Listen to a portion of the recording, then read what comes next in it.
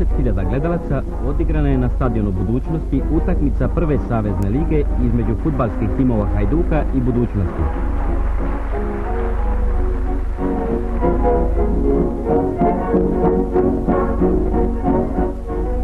Utakmica je odigrana po vrlo jakom vjetru. Mada je Budućnost nastupila bez svoja dva najbolja igrača, dala je dobru igru u prvom poluvremenu.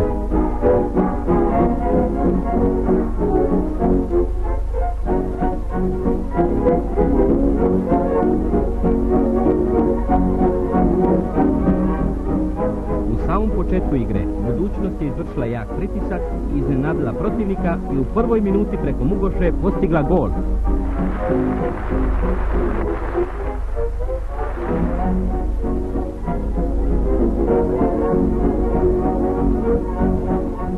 Poslije 10 minuta igre Hajduk se sređuje i počinje ravnopravna i dobra igra. U 29. minuti igre Hajduk je opsjedao gol Budućnosti i Ljuštica je sa 10 metara pogodio desni ugao mreže i time izjednačio rezultat.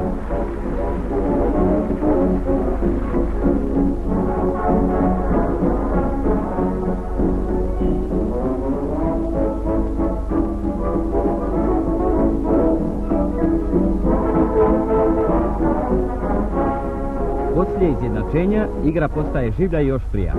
Oba tima su uložili sve snage da bi postigli vodeći gol. Osim nekoliko minuta, čitav drugi dio igre Hajduk je bio nadmoćniji i više puta ugrozio gol Budućnosti.